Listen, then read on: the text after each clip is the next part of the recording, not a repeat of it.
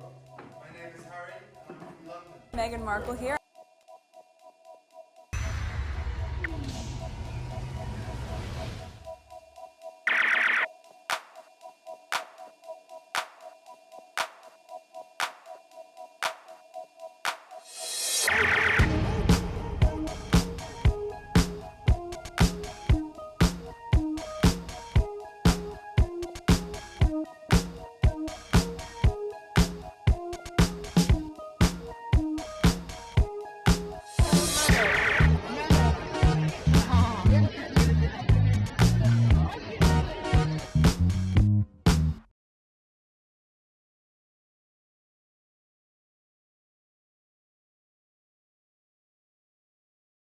Alright, today is June 7th, 2026. It is 1:53 a.m., almost 2 o'clock. Alright, I just gathered some tweets to share with you. I've been pretty lazy since Friday, so let's go on X. I have this on the list. I don't know if it's gonna be on this video or probably video 2 or so, because I have a lot to share with you. So I don't know what was really going on this past week. I really haven't been online that much, so I just gathered some stuff, put them together. So I'm gonna experience them as I share it with you, because I didn't go over most of them. Alright, first tweet. The biggest royal event of the year failed to draw more than 100 well-wishers behind the crowd barriers, and more than half of that number was the media. So what was going on? Let's see here. Okay. Screenshot in between. Let's go over it like that. Okay, it's a video that put either screenshot or pictures, so not too many people. I love it. It's delicious. That's an ad. What the event, although I don't know what the event is about, I'm loving it for them. May it get worse where there will be only the media. Love this. What's the event? I really don't know. I haven't been following. What's the event? The biggest royal event of the year, but yes, I noticed the king got a fabulous welcome. Okay, the media cheer him on. There was plenty of them there. Oh bother, the leftovers are in trouble. That's the laugh here. This wasn't a royal event, it was a family country wedding. Oh, what is it? Anne's son, Peter Philip, was getting married. I heard about that. Oh, so now the crowd didn't show. Now it's a royal event. That's the laugh here. Okay, so let's go to the next tweet. All right. UK media. One of the problems with Meghan is that she's a divorcee and it's not a good look. But when you're a white woman, they don't really see the problem. All the fake protocols, the fake outrage only apply to Meghan. This one, there's no... What is it? Isn't Anne a divorcee as well? Princess Anne? Let me see. Yeah, that's what I thought. Princess Anne divorced her first husband, Captain Mark Phillips, in 1992 after nearly 20 years of marriage. Oh, they were, wow, married that long? Alright, so she's a divorce too. If I'm, well, never mind. I was gonna talk about the queen, but never mind. Alright, so there's that. Oh, you see? That's what I thought. Don't forget the groom's mother. That's right. Oh my god, these people. Let's leave that alone. Next tweet. Now this one is talking about Andrew. These people, they make up nonsense for no reason. No reason at all. Oh, what did I do? I don't know what the headline said, but whatever. Alright, so this is a TikTok video, 2 minutes and 25 seconds. That's from Sky News. The lunch that brought Eugenie, Beatrice, Fergie, and Epstein together. Was it? On This Is Why, and Sky News talks to Sky Royal correspondent Lauren Bundock about what the revelations and the royal finances report mean for Princess Beatrice and Eugenie. Alright, let's listen.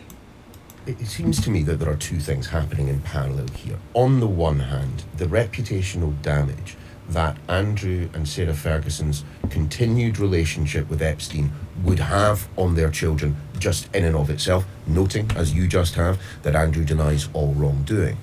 But there are also the times, like with that Newsnight interview and other occasions, where both parents seem to draw them into the controversy, to actively make them part of it.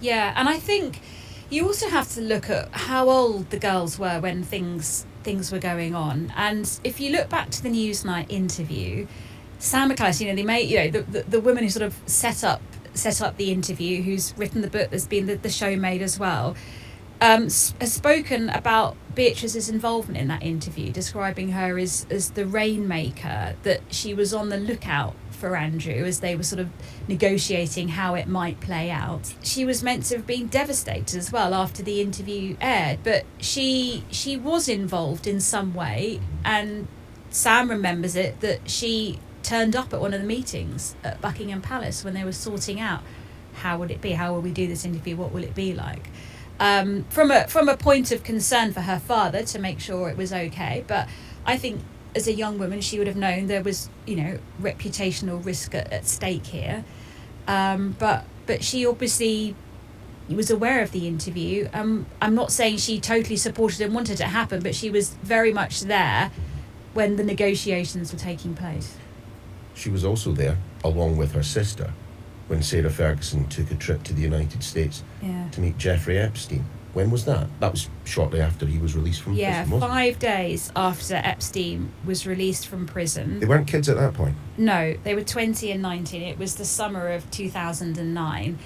And the emails show a number of sort of conversations backwards and forwards, but basically Sarah Ferguson took her daughters for a lunch with Jeffrey Epstein, and they were 20 and they were 19, the same age as, maybe older than some of Epstein's accusers, some of Epstein's victims. And that's difficult. And it's not like I want to give excuses to these boys, the York sisters. It's moment like this why the parents draw them in. It's because they know when they are in trouble, the parents, like Andrew, for instance, so they could shift the blame to someone else. I don't know. I always felt like Eugenie, the second one, not the first one, the second one. I always felt like she always wanted out, but they keep on draw them in. I don't know. Like, again, I'm not trying to make excuses for them. They were older, but at the same time, I don't know what fear they're putting on them to be part of it. Look at how much headache they're giving Harry, for instance. I don't know. It's really hard to wrap my head around some of this stuff because I don't know. That's my new thing here. I don't know. All right, so there's no comment. Let's go to the next one. It's talking about the York sisters again. Let's pause. Is that okay? It's responding to this, and this is what I bookmark. And this is what confusing the shit out of Anne and many like her. The Royal Psycho Friend panel is trying to convince her that Charles funding his niece's luxury lifestyle is just an uncle helping out. Okay, to continue some of the thing I was just saying a few minutes here. It's like they get the kids involved so for a moment like this, so they could help fund their lifestyle. The scare tactic. And it's like they trap. Harry did say that. It's like they trap. Right? There is a level of control by fear that has existed for generations. Generation but who's after controlling? Generation. My father and my brother, they are trapped. They don't get to leave. And I have huge compassion for that. If they don't do it, okay, not only they will not fund them, just look at all the issues that Harry have gone through, where they're calling other government to not fund his security when he is around for something like that. I actually couldn't believe it. I thought with all the disagreements and all of the chaos that's happening, the one thing that I could rely on is my family keeping me safe. And not only did they decide to remove my security in the UK, but they also signaled to every single government around the world not to protect us. Okay, even though those girls are not at the same level as Harry. Okay, so if they didn't comply, funding their housing and everything else, they will not get it. And then if they decided not to do it and they say, I'll fund myself, and then the royal family will go behind their back and make sure every doors are closed, whatever industry they're trying to get into, even though if they're doing the work themselves. This is what I think. There's one picture, I think I have it, where I think the York sisters had lunch with, I think Piers Morgan was there, so some of the royal vets. I felt like this is where they were telling them they better get on board, otherwise things gonna get serious. So these people are paying attention to everything that's happening, and I think the York sisters are one of those where they get them in trap. If you don't do what I said, this is gonna happen. Mostly for the second York sisters, Eugenie, I think. Right? Eugenie is the second one, the one who was somewhat friend with Meghan. Alright, so let's continue. Anne is like, how the hell will they need help if they married millionaires? The panel even tried to twist her words, but she stood 10 toes. Seriously though, they need to come clean about their finances, because what do you mean you have rich husbands but your uncle is paying the bills? Alright, let's see here. 3 minutes. I'm disgusted. Oh, well, who with? All the royals, to be quite honest. Okay, I mean, tell me why. They're Eugene and whatever her name is got married. Yeah. Her husbands have got money, so why on earth they get paid for nothing? But I mean, I say I've been married 55 years, and I've struggled all my life.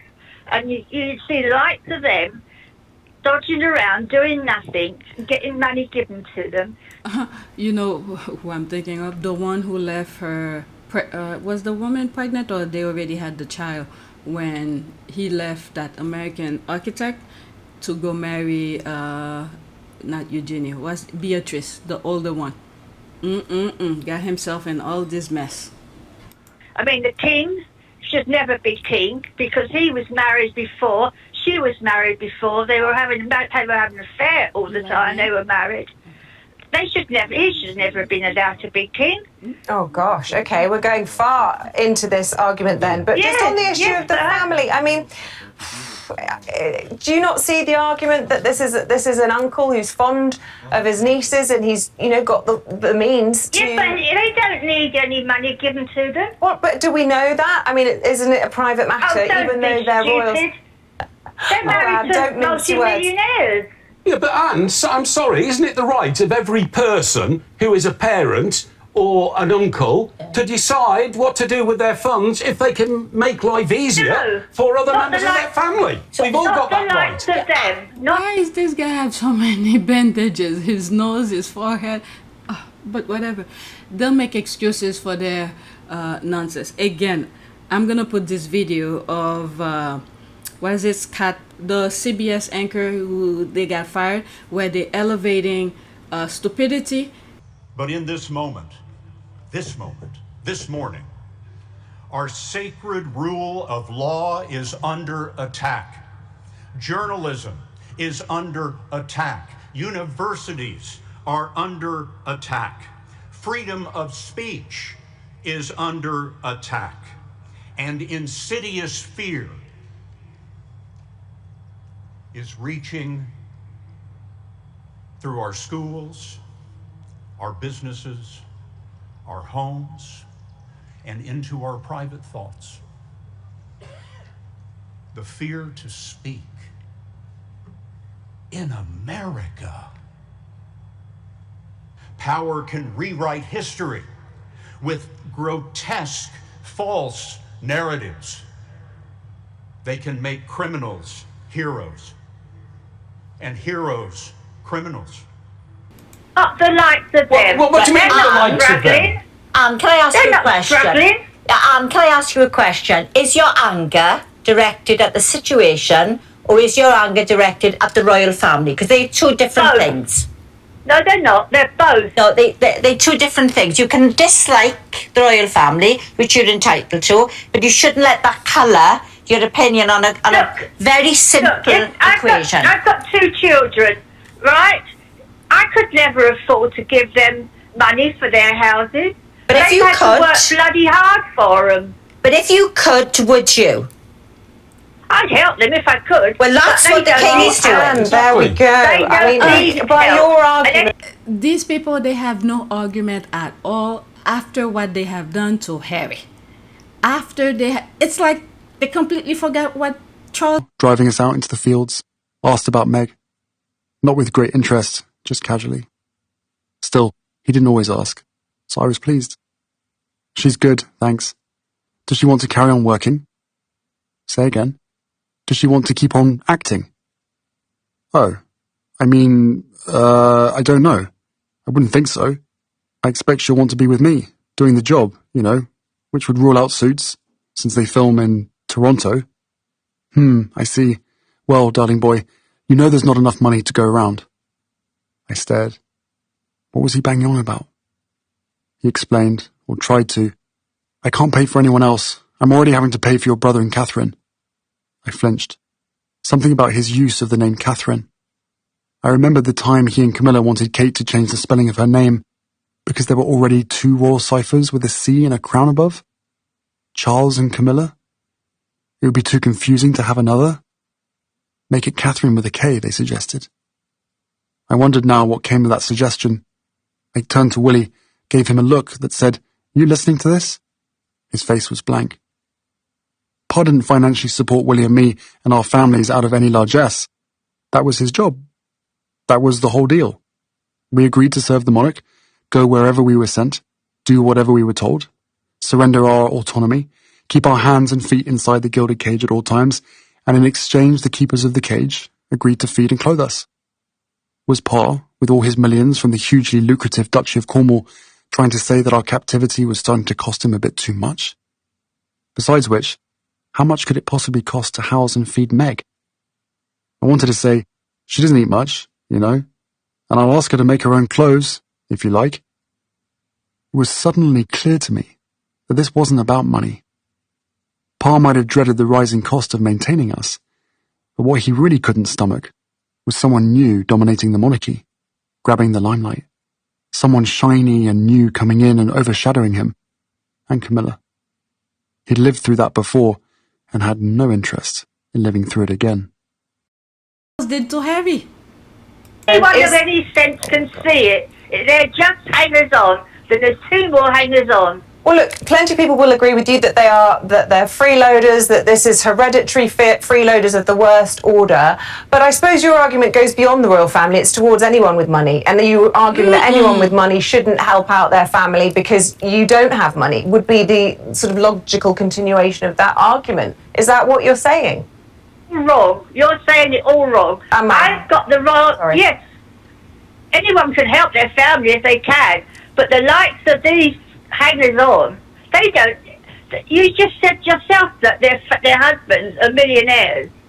So where do they need help? They don't. They should be paying other people. All right, well, listen... They should help out other people. There's enough homeless people in this country that need help, not the likes of them. Yes, all right, Anne, appreciate your call. Thanks very much. That's a good argument. But these people, they have no argument at all. Okay? She even said it. If they could help, why not Charles? If Charles could help, why not help? Okay? Then Charles tells Harry he has no money for him and his family. Oh my God, this is very interesting. Are the husbands rich or they not? If they are rich, why is Choco funding them? All right, let's go to the next one. Actually, let me pause for a second. All right, let's go to the next tweet. Whew. Okay, what is this about? Let's pause. Okay, so Andrew is possibly getting, what is it, £300,000 and compensation to move out of Royal Lodge. Was every other royal giving the same deal to move out of their old house? There's the rolling eye. Not sus at all.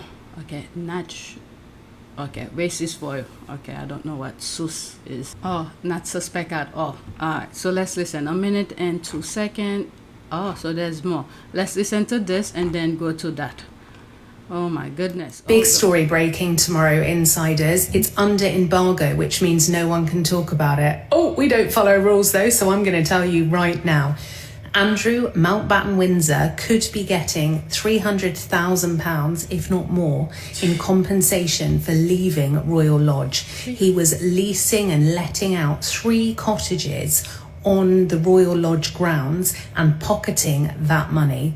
King Charles has been paying the rent for Beatrice and Eugenie, and this all comes from an audit that is under embargo and hits at midnight. But obviously, insiders are hearing it first. And you're hearing it first because the mainstream media is dead. So these stupid little rules and taglines like embargoed and can't talk. There's one thing that we don't do, insiders, and we don't do what we're told when it gets in the way of the truth. So enjoy the exclusive.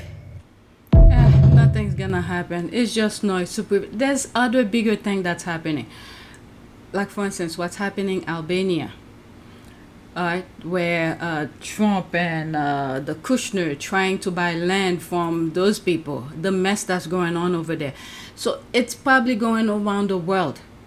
Okay, they want control of every corner of the world. So this is probably just noise to distract you. I would not be surprised.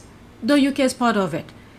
If they could let what happened in the Middle East happen, and these powerful countries who claim they are for democratic kind of thing, and they didn't do anything about it, what makes you think they're not part of this nonsense that's going on? This is just noise to distract us. Okay, so let's listen to this one and then move on. Even a working clock is right sometimes. A minute and let's go into it so it could be bigger. If you want to know what I'd be doing if I was at the palace, I'd be firing everyone. They're incompetent, they can't do their job. Last night, I broke the news that... Nah, they're doing their job. They're doing their job. They're keeping it quiet, under the rug.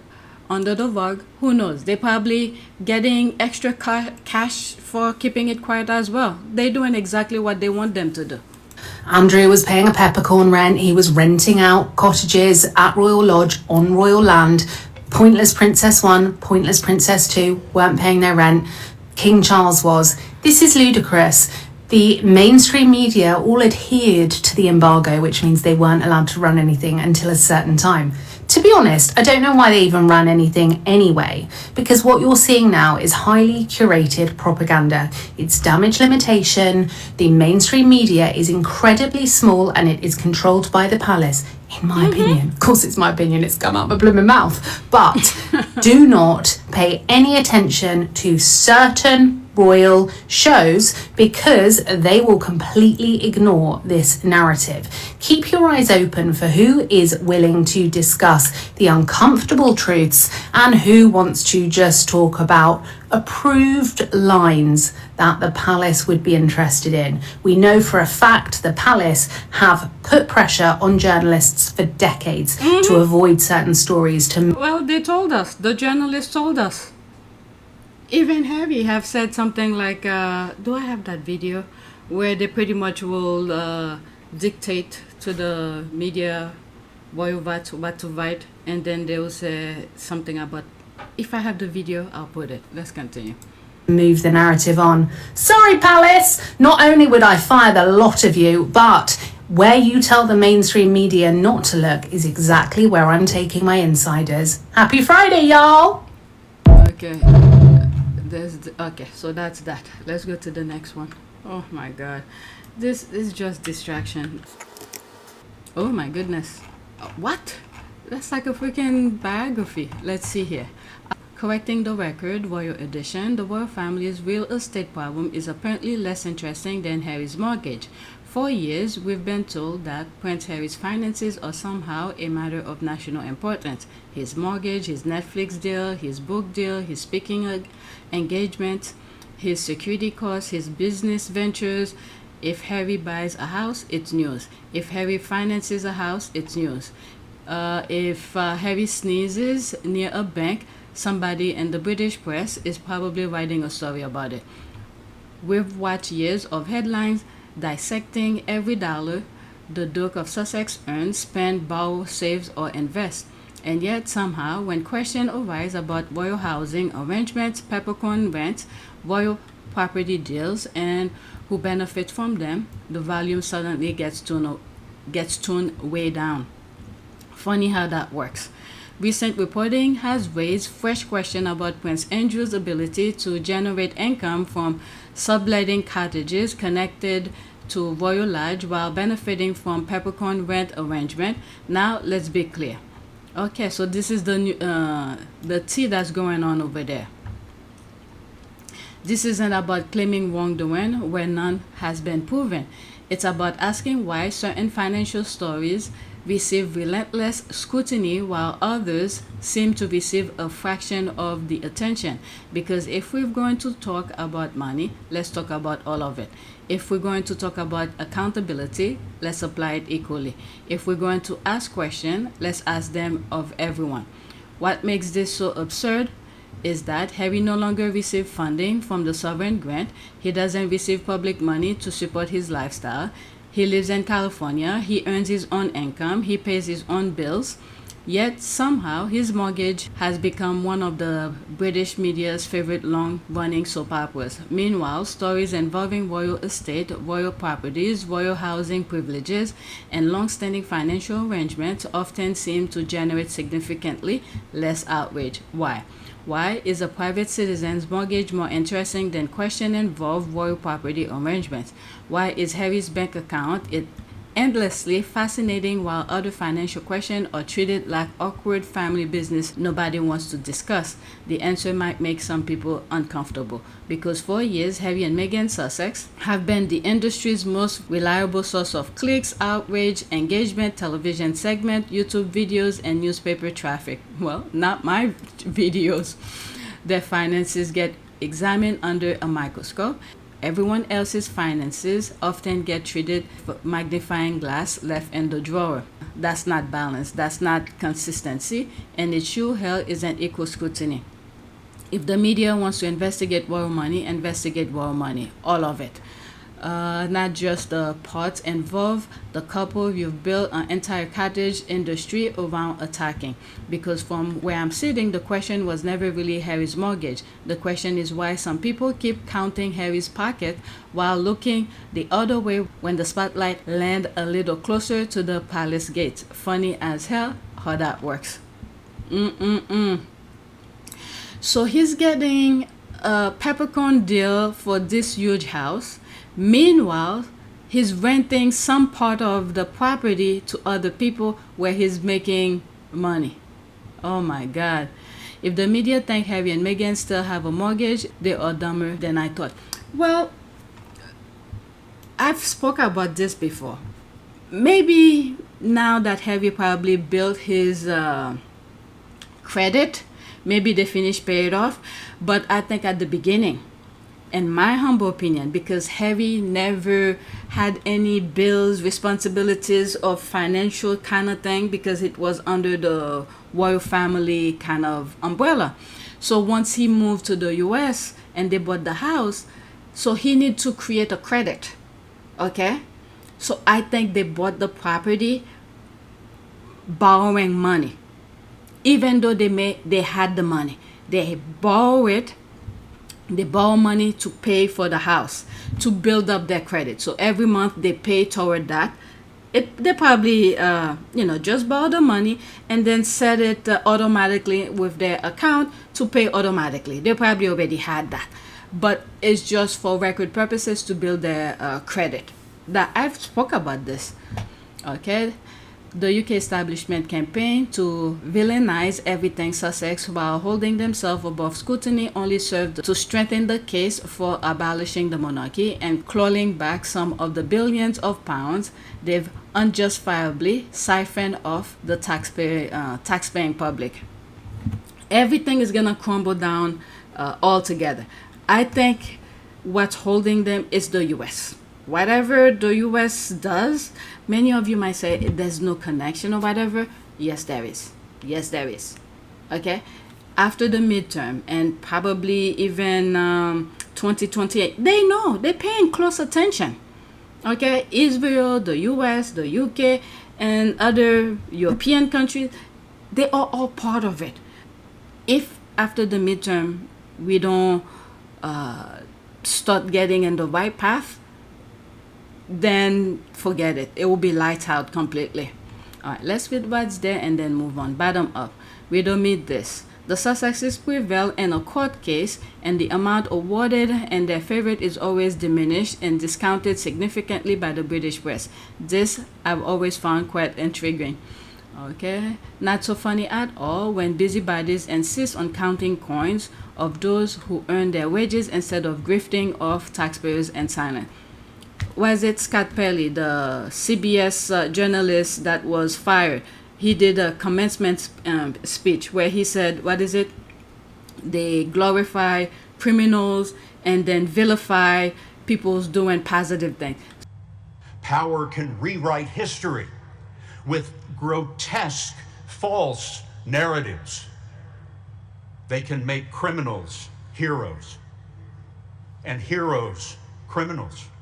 So it's like an upside down world. All right, I copied that video by itself, so when I need to put it, I could put it for you guys. According to Book Trade Insider, Harry's earned $34 million from the sales of Spare. In 2024, Forbes estimate the Sussexes were worth $60 million. Their mortgage was $11 million interest only, with option to pay off the principal at any times. I've read Harry and Meghan are now mortgage free. Yeah, probably now. Yes, I agree. Now they did. But before, even though they had the money to buy it cash, because I think they said they purchased it at a discount and millions, but still, it was a discount. They probably had the money, but to build up Harry's credit. Meghan already had credit because she lived in the US and Canada, so she must have had credit to a certain extent. She have credit card to buy her thing, and every month she paid toward her credit card, whatever she spent on. So she already had her credit score, whatnot. It's Harry who then have, since they purchased the property together, their name's gonna be on the deed, and you know, any financial things and stuff like that. So that will help build Harry's credit.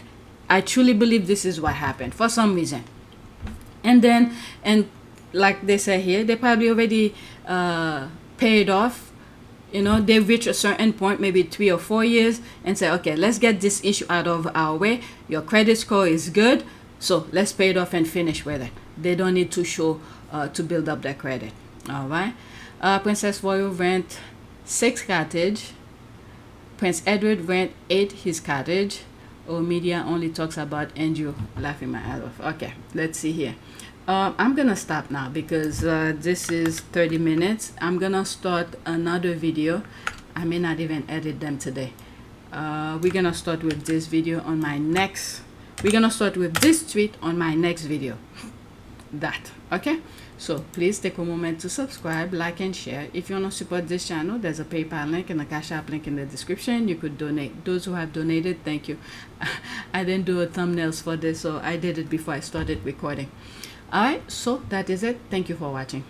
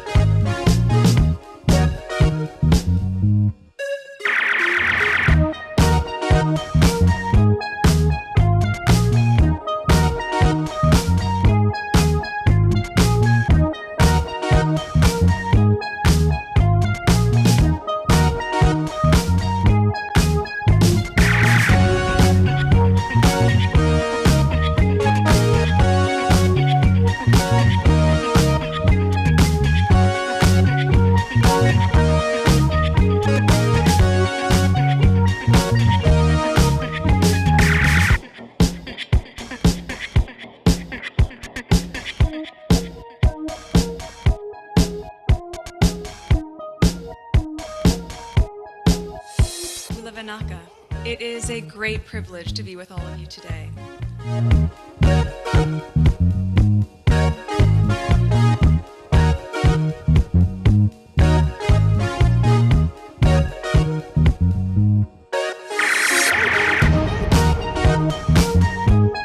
You know, we ask for forgiveness and please come back.